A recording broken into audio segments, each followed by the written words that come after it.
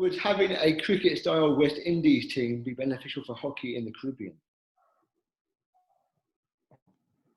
I believe, and this is personally, I believe so, because I would take, from a Trinidad and Tobago standpoint, we have seen a lot more success with indoor hockey. And I think it's because there's a slightly smaller group, of players on the field, so you have concentrated skill level, and it's showed up. Like, we've won Pan Am indoor championships quite a few times, and the men have gone to the indoor World Cup twice, where there was no chance of seeing kind of the outdoor World Cup, and the women have also made it to the indoor World Cup at least once. So you think about that, like concentrated, we have 4 or 5 good players, and if you go around the islands, I think Barbados as well have. They have a lot of talent, but there's that extra talent in like a small pool.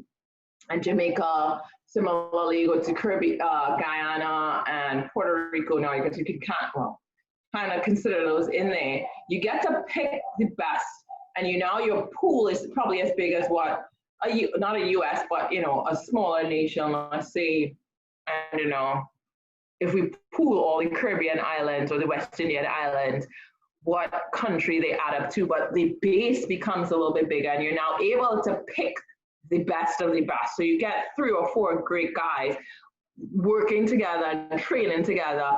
I think it can have a really positive effect to the sport. It would also increase competition within the region as well, where they think it's more possible to make it onto that international circuit. And I think it could grow the sport regionally and make them more competitive internationally as well.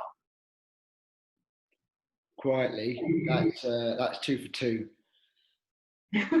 Andre said exactly the same thing. Yeah. Because I've got quite a few friends in Barbados, particularly, and then playing in the US. You have a couple of Caribbean guys and girls that come up to play in competition or to go to university, and they're really good. But then, they come back home, and it's a bit of a bigger struggle to get a squad of 25 and then whittle them down to a good squad of 16 versus getting a top 5.